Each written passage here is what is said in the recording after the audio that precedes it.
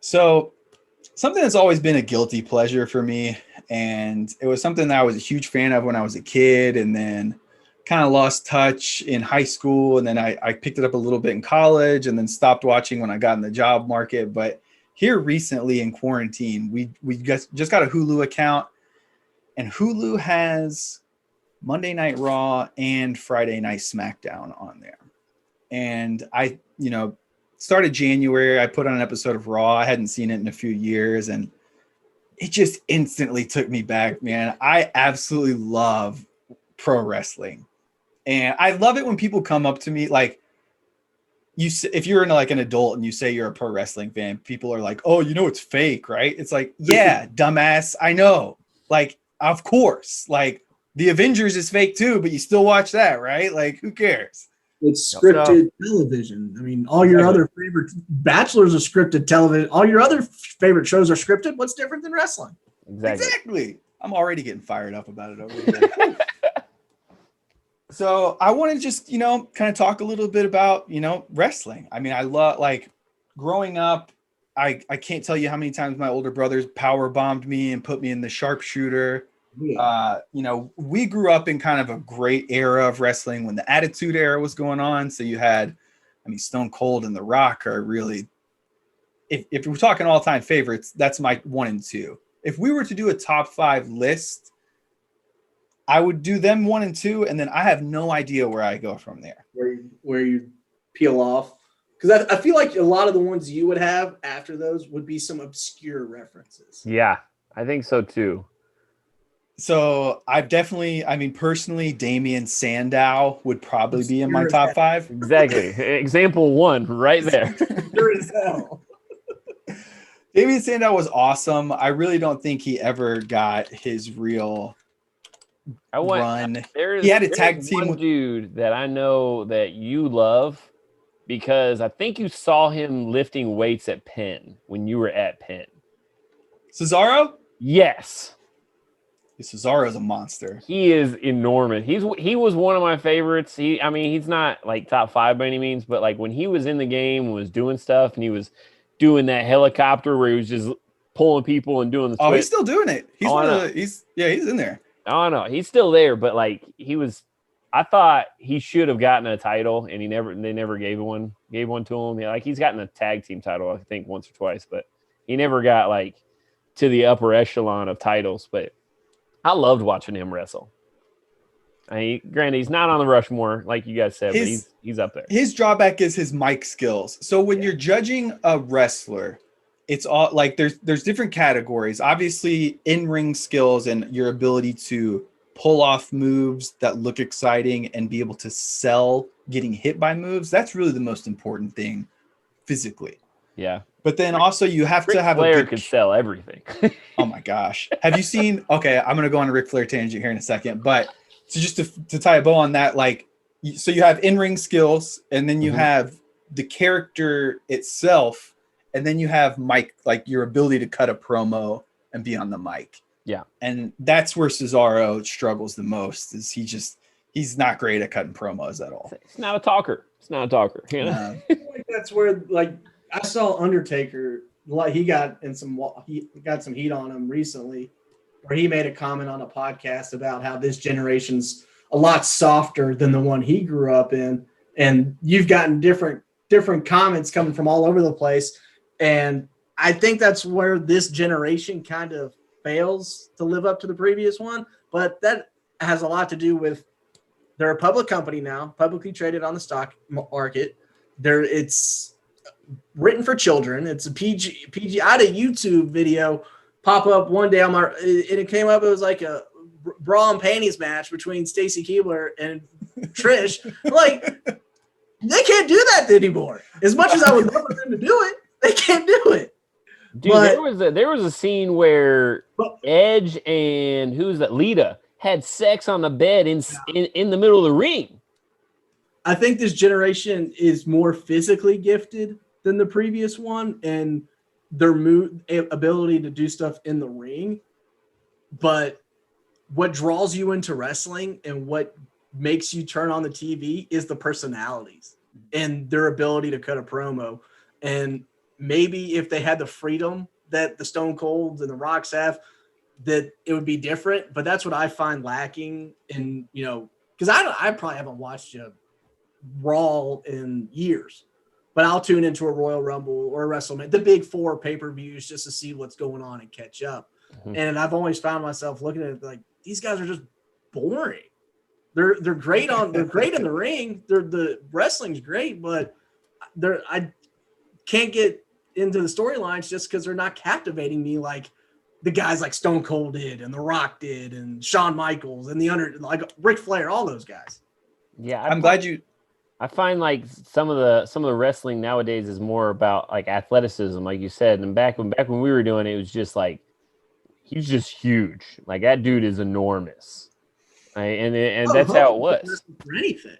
Yeah, like very few dudes were crazy athletic, and most of those guys were smaller guys. And we obviously root for like the Rey Mysterios, like the Shawn Michaels, like those guys that are super athletic, flying around the ring. And then you got like the Goldbergs and the Stone Colds and the Kanes and the humongous guys that typically always won because they were sized. Like that's the transition I think they're going to now. Well, Will, I'm glad you brought up the Undertaker's comments on that podcast. I think it was on Stone Cold's. It might have been a different one. I feel like the world is softer now. Like everything that you could say about that generation wrestling versus now, I think you could big picture look at the entire United States or the whole world and say the same things. So I think they've been forced to adapt their storylines. And you saw that a lot when they took blood out, because it had gotten to a point to where wrestling was about like gore. You had like the hardcore guys like your Al Snows and, Raven or, whoever. And then these like WWF would have crazy gory matches where people would like hit somebody with barbed wire. Mick Foley gets hit with the tax or whatever. But then you've got all these independent organizations and these high school kids in their backyards, like brutalizing each other. So kind of from like an integrity, a moral standpoint, they made the decision that they had to change to be more kid friendly and kind of promote overall health across the board, I guess is what I would think. But, so they had to dial back that, but then they've at the same time, they've made the women's division from a farce and from sidekicks and managers to yeah, right. The women now are athletic, and some of the women's matches are awesome. And some of my favorite characters on the current roster are the girls. So I think that's been one really cool thing to see over the past 5-10 years, especially, is the women in WWE going from a sideshow joke to really sharing airtime with the guys. Yeah. One of my favorite is going to sound weird, but one of the favorite matches I've seen in the last 5 years was a triple threat with Charlotte Flair, Sasha Banks, and Becky Lynch. Okay.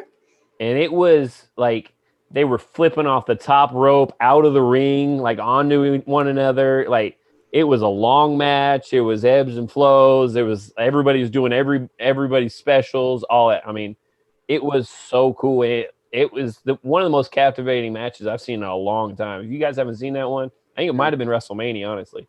But I think those kind of matches have been few and far in between, just from my experience. Yeah. I mean, I could be completely wrong, but like when you watch like Bret Hart or like some of those, like you couldn't take your eyes away from it, just because of the psychology of every single thing they did in the ring had a purpose to it. Yep. It was to draw the audience into the story they were trying to tell with their bodies, with their wrestling, and the build up to it with all the promos and stuff. Obviously, you're caught up into it, but I feel like that's where, with what I've seen with wrestling now, is it's all, high stunts and, flips and all this, which is great. It's entertaining, but there's no story behind it. Yeah.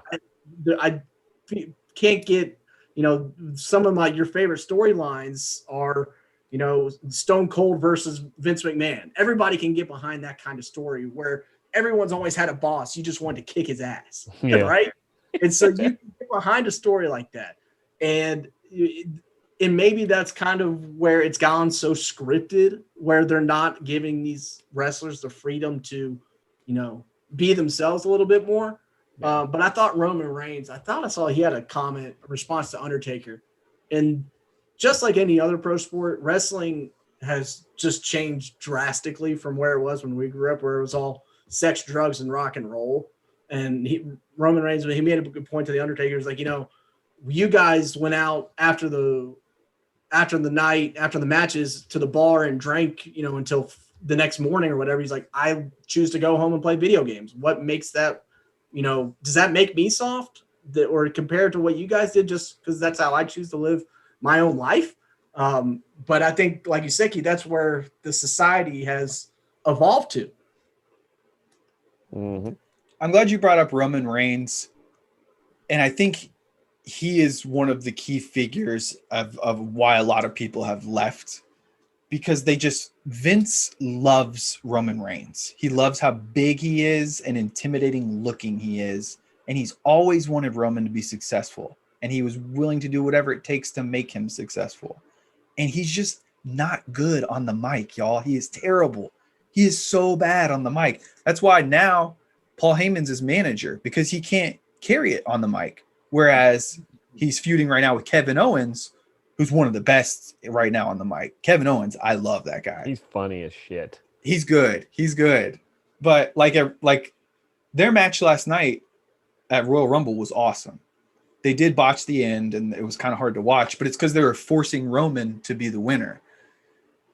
And yeah, dude, he's bad. And some of the guys are great on the mic. Like some of the characters currently, like Daniel Bryan's probably top 5. If I had to list my favorite guys right now, Daniel Bryan's one. The Miz, I love. Are you talking about just on the mic? Just overall right now. Okay. All right. But I like The Miz because he's so good on the mic. But they're not going to make him, like, realistically, him versus Roman Reigns. You just look at the two guys. Yeah, and it's a mismatch. Right? And I think that's rubbed a lot of wrestling fans wrong, myself included, is that, like you said, Vince picks his favorites and puts the WWE marketing machine behind them full steam ahead, where even if the fans are telling you, we're not behind this guy, we don't like this guy, they're still just going to shove him down your throat until you accept him. And I think that's where, especially John Cena, toward when people wanted him to go be the bad guy and, turn heel like Hogan did when he joined the NWO, but you couldn't turn Cena heel because of the marketing behind him. Because you can do it with Hogan because it was a different era.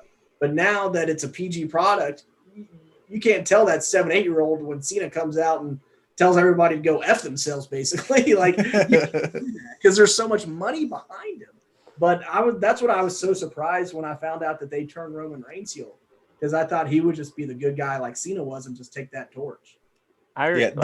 You bringing up Hogan made me realize, like, I had almost completely forgot about WCW. Yeah. And I don't know how I did, because it was just as good, if not better, than WWF. But they almost put him out of business. Yeah, but just when you said that, I was like, oh my God, I had a top 5 in my head of wrestlers, and then I forgot all about WCW and all the dudes there. I was like, holy cow, what was I thinking? So WCW, NWO, Revenge, top 3 greatest wrestling games. Yeah, I love that game. For N64. It's a fantastic game. I can't believe Rey Mysterio is still in the WWE. Rey Mysterio's son is in there now, Dominique. He's kind of terrible. Yeah, but they're forcing him in there. I didn't realize how many legacy wrestlers there are. Like, it seems like if you're not a celebrity outside of wrestling, or you don't have a family member that was in the business, it's like almost impossible to get into. I saw The Rock's daughter is at the Performance Center. How old is she? Yeah, I don't know. It's his oldest daughter from his first marriage. She's like probably 20-ish. On a side note, you guys know who AJ Styles is, right? Of course. His new protector. Yeah. Jordan Omogbehan. Guess where he played graduate college basketball at? King. I remember you telling me about that. And now that I've seen him, his coach that year. Yes. I coached him. How tall is he? 7'3", 300 pounds. He is an enormous person. he came to the Rumble on the apron and was just like pulling people out. Like, Oh, yeah. he reached from out of the ring. He reached over the top rope and just like ripped Big E out of the ring. Dude, he makes Shaq look small.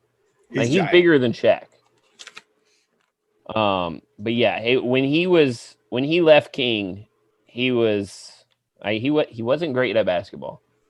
He just couldn't move. But I mean, he was an enormous human being, and I mean, when he said he was going to go into wrestling, he put it on Twitter or whatever. He said he was going into wrestling. I was like, great move. That's, I mean, as long as you don't have to talk, you're going to have a great career. And age 7'3". Yeah, you can't. But like he also can't speak at all either. But I don't know if you guys can see this. Look, you can't really see it, can you? Let's see it, maybe. Oh, I see it. I see it now. Oh yeah, I see it now. Yeah. That's you come up almost to his chin. Yeah, I'm 6'3". And look at his feet. That's what's crazy.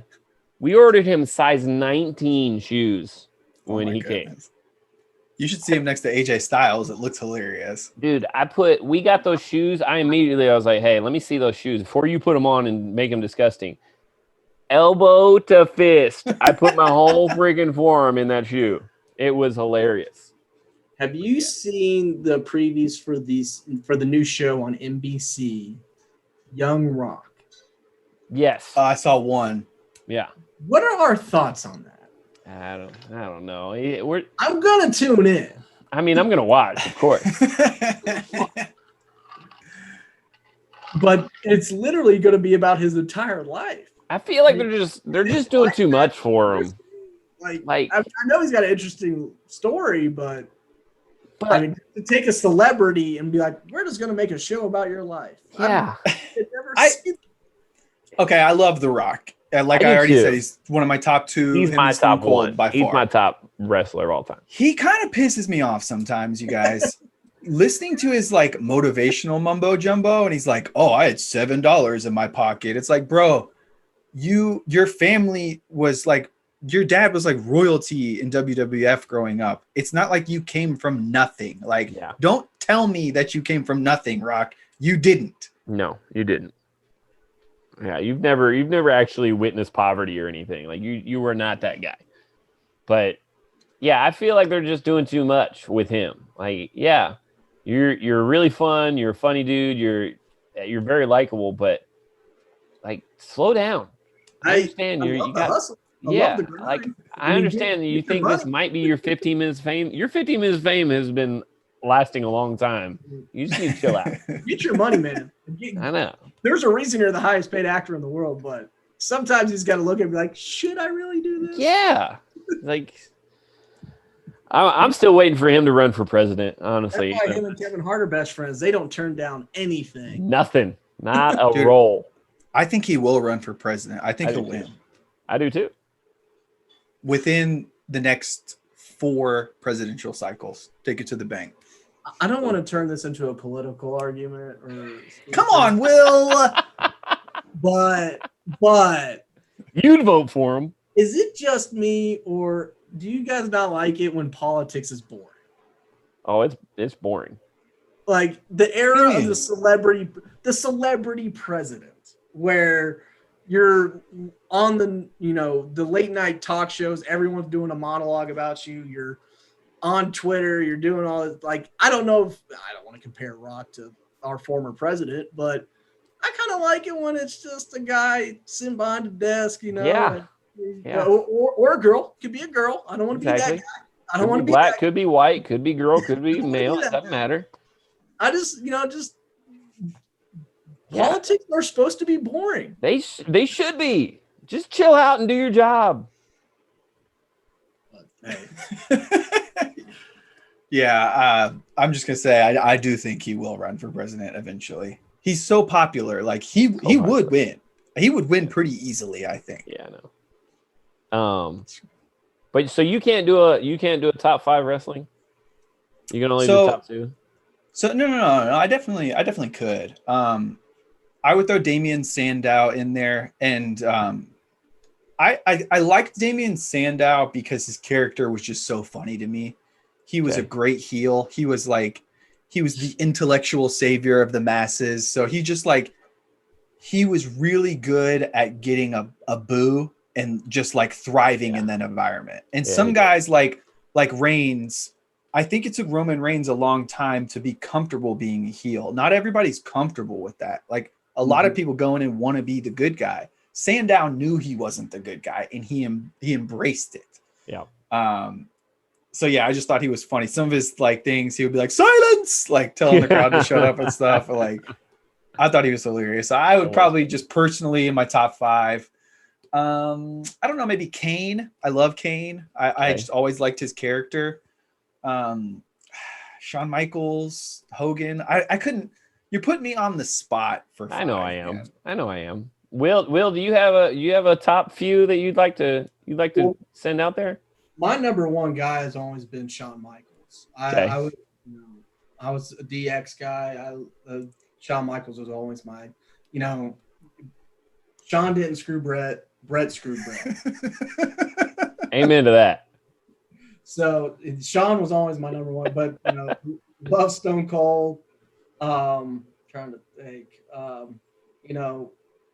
I loved Edge. I'm glad that he got his return and able to end his career on his own terms. Always been a big Chris Jericho guy. I like Chris Jericho. I love Jericho. Yeah. I love Chris. I've been catching some clips on YouTube. That's how I kind of keep up with it now. And what he's doing in the other company. In AEW, right? Yeah, AEW. Yeah, is really, really. Of course, like Undertaker and The Rock and stuff like that. But Chris Jericho would probably be my most obscure one. Eddie Guerrero. I loved Eddie Guerrero. Eddie too. R.I.P. Yeah. Hewitt, what about you, big man? I mean, most of the guys you guys mentioned are up there on my list. You guys forgot Sting. Sting was. I didn't one of forget my Sting. He's just not one of my favorites. You're crazy if he's not. Is all I'm saying. I've got a picture of Sting right here on my. That's wall. what I'm saying. He should have been on your list. Well, he was just. I loved him in WCW. He was trash when he finally came over to. Oh, WWE. he was, and I'll never say he wasn't. But when WCW, he was awesome. Yeah, white face paint. Sting was badass in WCW. Yeah, and every now and then, the red and black, I kind of like that face paint too a little bit. That was pretty hard. He didn't do it often. My 6th grade YMCA basketball team was the Wolf Pack, and I wore a NWO shirt during warm-ups every game. I thought I was the coolest person in the world, man. Well, you are. I mean, it's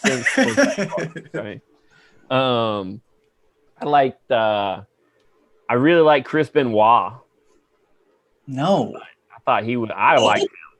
No. The flying headbutt, like he was freaking like he. We're gonna censor this part out. I know. Hey, you guys are gonna disagree. For your own good. I know. I'm sorry, but I liked him. I mean, up until what point?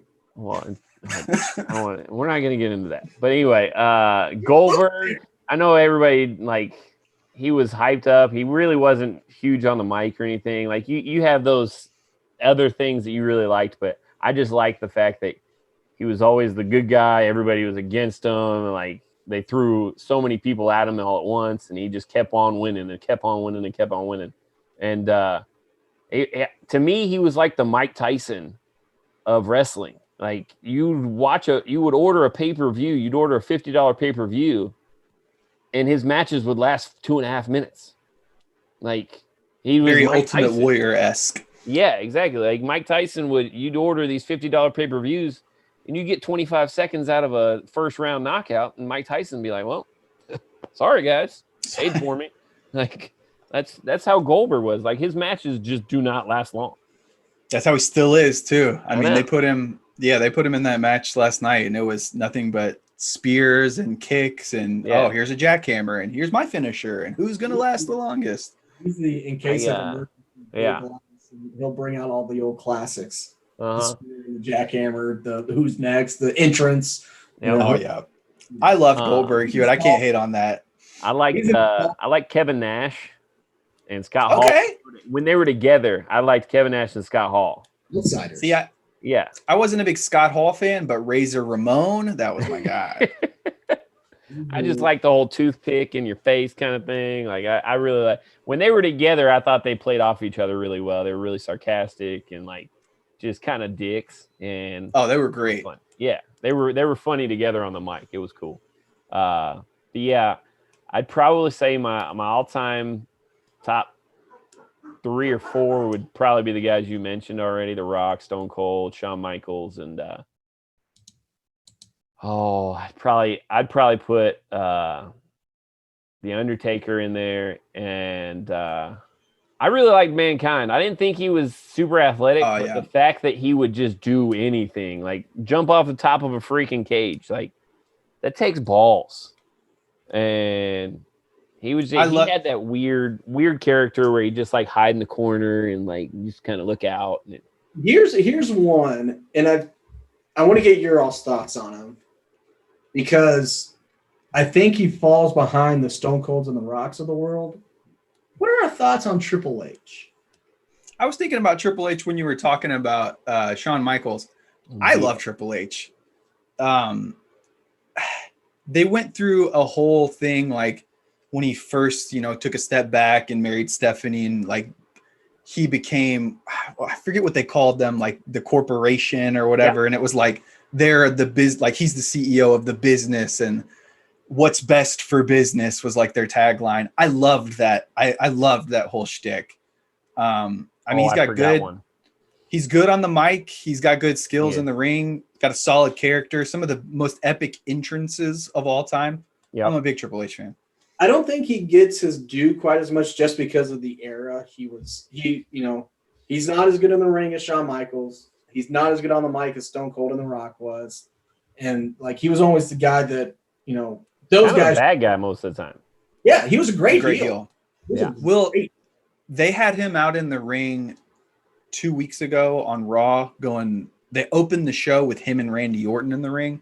Mm-hmm. And you could just tell, dude, it's like this, like Randy Orton's a vet, like as deep of a vet as they have on the roster right now. I was about to say, he might be in my top 5 too. I love Randy Orton. I love Randy Orton's character. I love his abilities in the ring, but he is bad on the mic, man. He is. And my point was seeing him and Triple H talk. You could tell it was like, damn, Triple H is head and shoulders better than this guy. Like put him into shame. It was hard to watch. I think if Triple H was 10 to 15 years younger, he would be looked upon as he's this generation's like Stone Cold. Yep.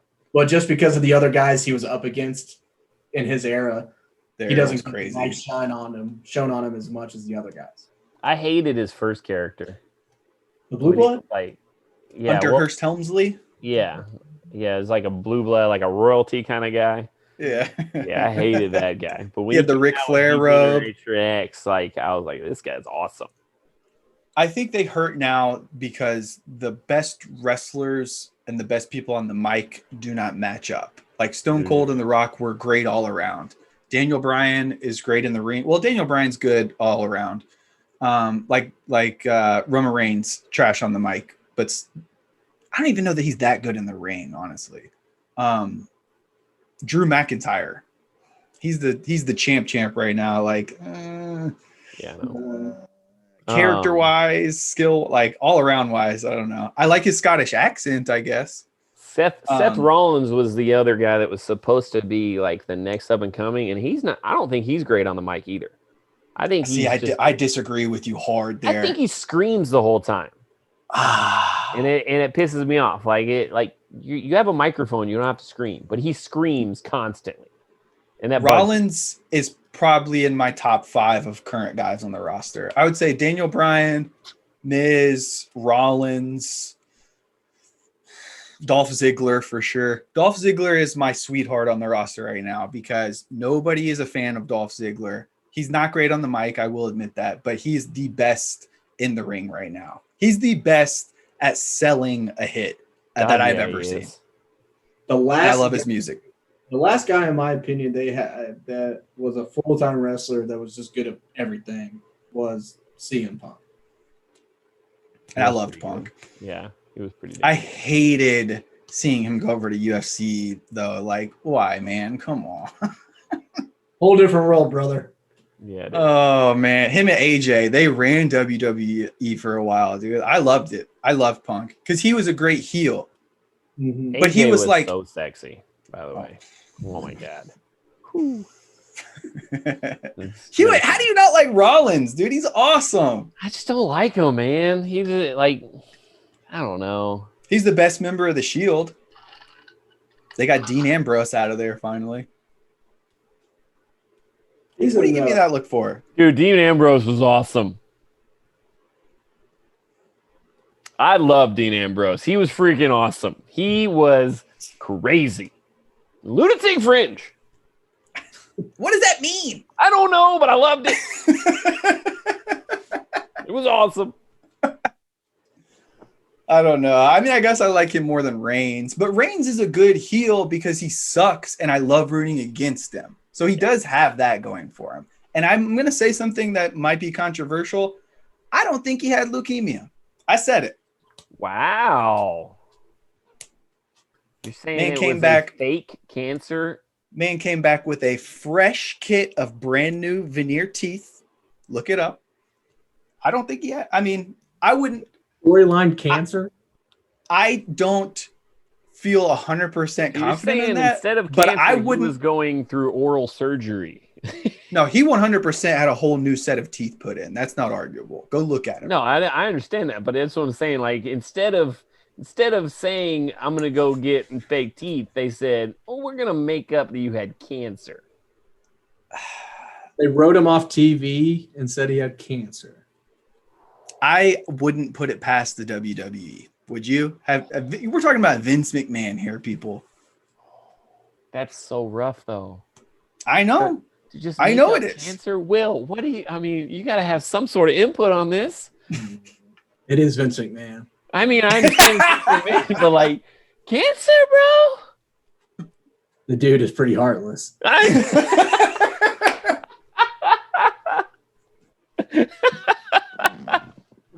I mean, I'm sure he got, a nice little payday for going along with it if it's true. Guarantee he did. Holy cow. That's a bold statement, sir.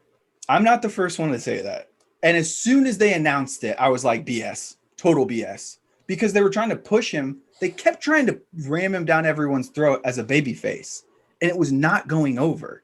And the fans hated it. Yeah. And it was at I think he was the champ or in feuding with the champion at that point. And it just they kept trying to force him and it wasn't working. And I really think that they for his character development to get over more with the fans, I think they made it up. Wow. What's a theory? But anyway. How can you take offense to that when you just said Chris Benoit was your favorite? No, I didn't say he was a favorite. I said I liked him. I liked the way he wrestled. I didn't like his person, his person, but the way he was in the ring was cool. Like his crossface crippler was a badass move. I loved it. And his flying headbutt was pretty badass. His character was trash. His main thing was that he was what was he, Canadian or something? Yeah. Ooh, I'm Canadian. Who cares, bro? What's your character about? I'm a Canadian guy that takes juice and roid rages and murders my family. Exactly. Great character.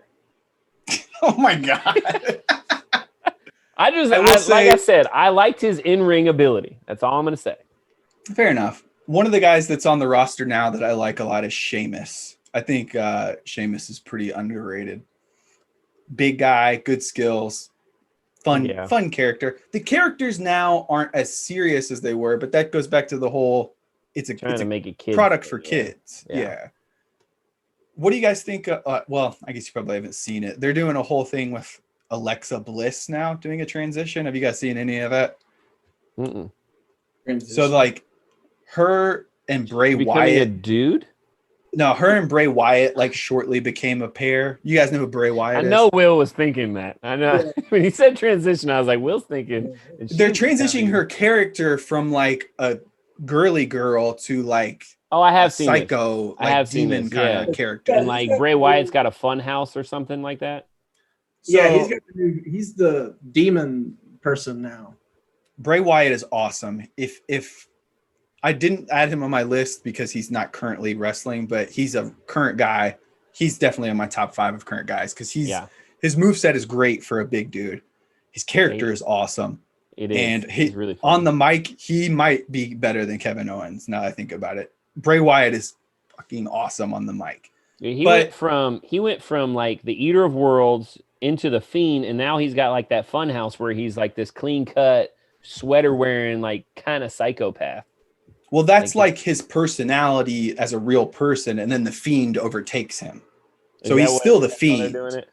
And so that's what they're doing with Alexa. Alexa is like this girly girl on the Playhouse, but then like I think it was 2 weeks ago, she like had her first showing as like crazy mode where she wore like black lipstick, and she's doing his finisher, the Sister Abigail now. I love so that. Like, man.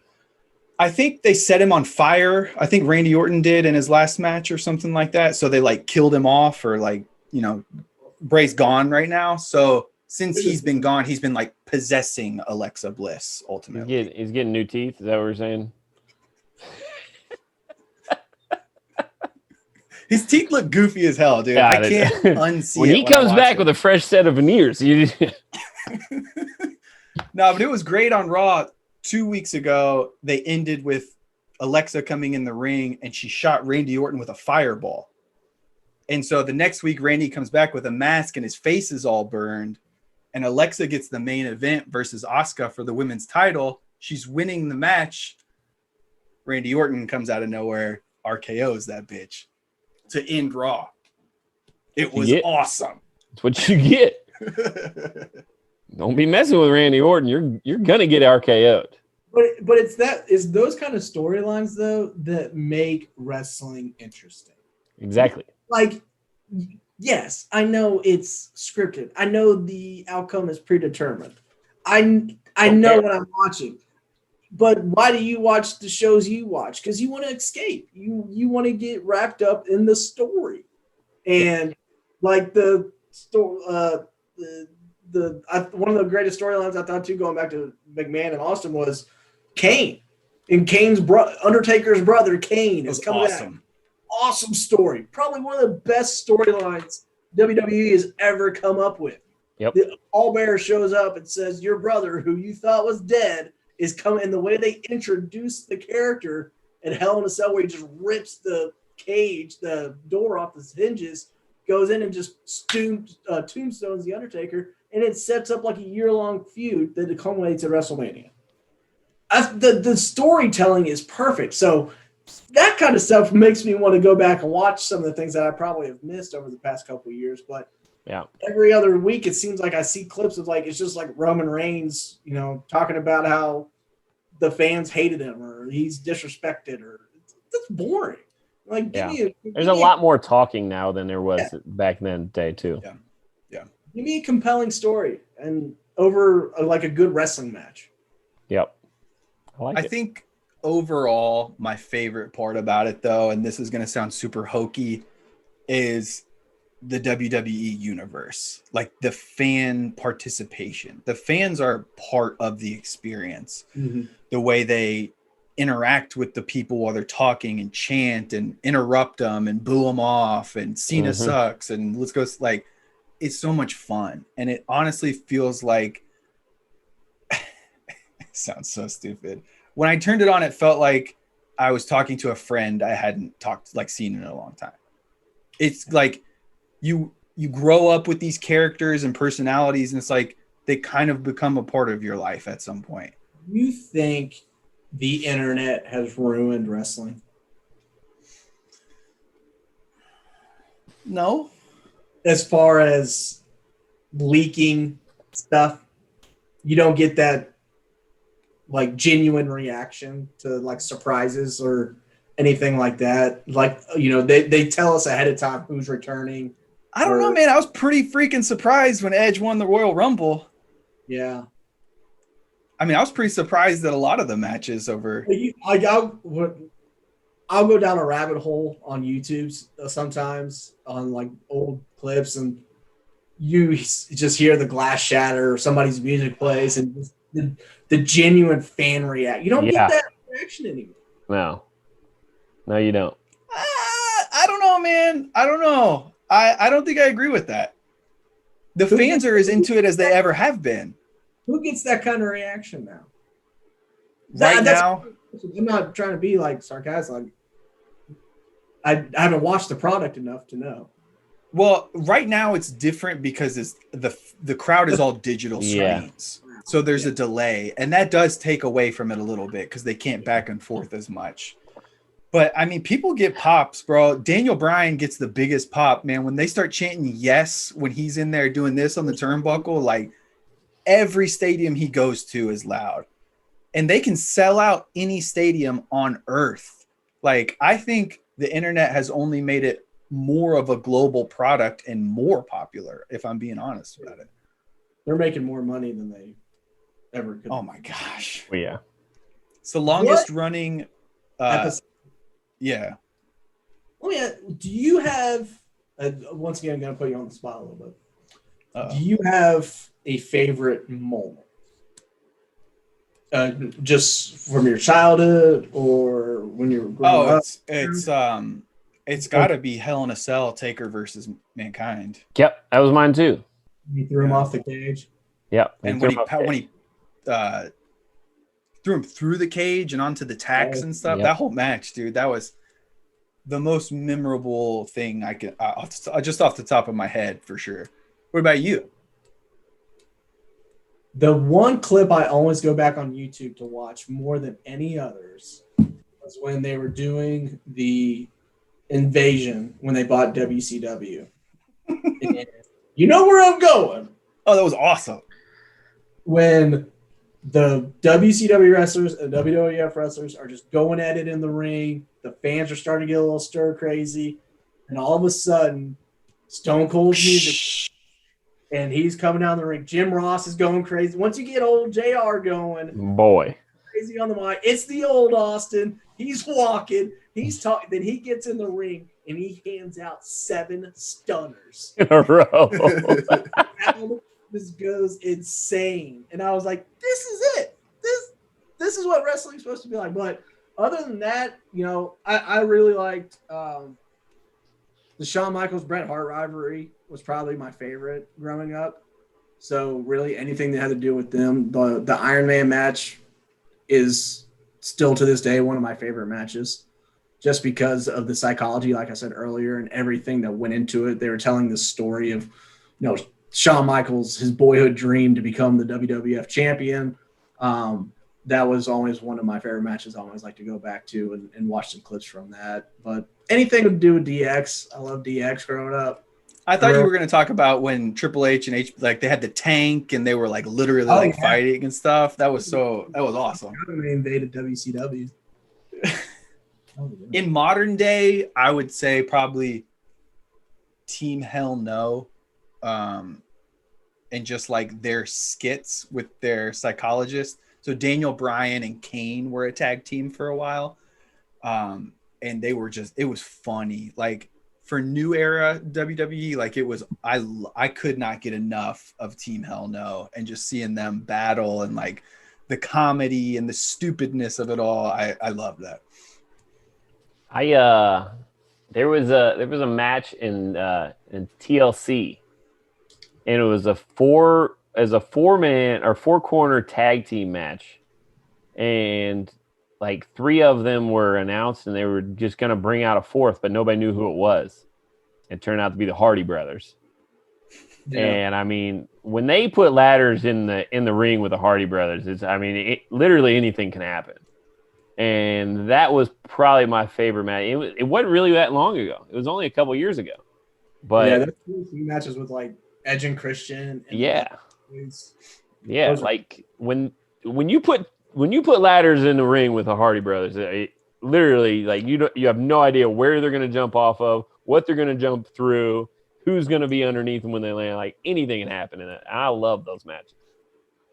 I think anything to do with Stone Cold and Mr. McMahon, the beer battle, like the cement and the Corvette, those kind of skits were good too. When he brought like the beer truck out and had the hose spraying everybody down with and just watching Stone Cold go up in the turnbuckle and call for beers and no, I've got my favorite. WrestleMania a few years ago. It was when The Rock and Stone Cold and Hogan all came out in the ring. You thought they were going to fight, and they ended up just drinking beers. Yeah, I remember we watched that one together. Yeah, we watched that with Steve. That was awesome. Who did they? Didn't they fight somebody? They fought somebody, didn't they? No, they just did it to kick off the show. Yeah. How good of hands does Stone Cold Steve Austin have? Dude, he catches beers from everywhere. Dude, they are launching 12-ounce cans of full beer. I mean, one of those goes AWOL and hits somebody in the head. It's over. He's dust. Serious.